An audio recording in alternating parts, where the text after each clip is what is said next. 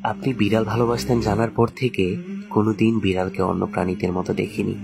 ভেবেছি যদি আজকে আমার কোলে বিড়াল দেখে আমাকেও কোনো নাম দিয়ে দিতেন, ইস, কি সৌভাগ্যের না ব্যাপার হতো।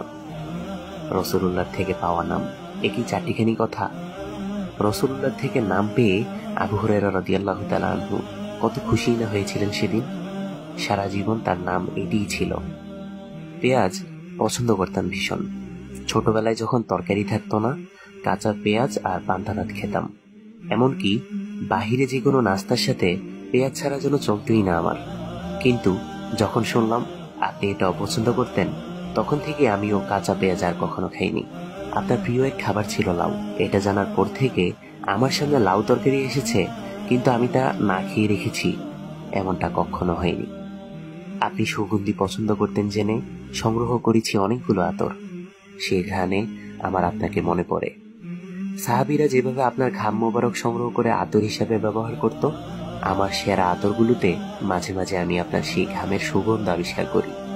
মনে হয় হারিয়ে যাচ্ছি সাহাবীদের সোনালী অতীতে।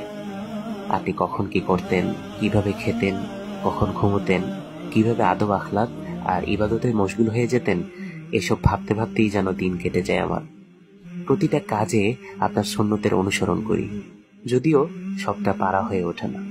তবে এই যে অনুসরণ করি, এটাকে বলা চলে অন্ধ অনুসরণ। কেন করছি তার কোনো যুক্তি খুঁজি না, শুধু জানি আমার নবী সাল্লাল্লাহু আলাইহি সাল্লাম এটা করে গিয়েছেন। ইয়া রাসূলুল্লাহ, আর যদি আপনি থাকতেন, ক্ষণে ক্ষণে আপনার অভাব বড্ড অনুভব করি। ভাবি, হয়তো যেদিন আপনার কাছে যাব, মক্কায় নির্বাসনে সেই 2-3 বছরের ঘটনা আর আপনার তায়েফ থেকে ফেরা রক্তাক্ত ঘটনাগুলো আপনার খুব কাছে বসে মনোযোগ দিয়ে শুনব। আমিও বলবো আপনার সুন্নতগুলো অক্ষরে অক্ষরে অনুসরণ করায় আমার খুব কাছের মানুষ, বন্ধু বান্ধব থেকে কষ্ট পেয়েছি। সমাজে কত কথা শোনাতো, পাত্তা দিইনি কখনো, কারণ আমি তো আপনাকেও আল্লাহকে পাওয়ার জন্য এত কিছু করেছিলাম। মাঝে মাঝে হিসেব কষি, কবে যেতে পারবো মদিনায়। আদৌ কি সে সৌভাগ্য আমার আছে? হয়তোবা যেতে পারবো না, কিন্তু আপনাকে ভালোবেসে সেই বিচার দিবসে আপনার শাফায়াত চাই। জান্নাতে আপনার খুবই কাছাকাছি থাকতে চাই ইয়া রাসূলুল্লাহ।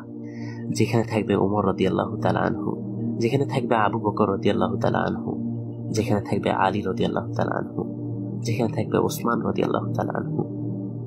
দুরূদ ও সালাম আপনার প্রতি ইয়া রাসূলুল্লাহ সাল্লাল্লাহু আলাইহি ওয়াসাল্লাম।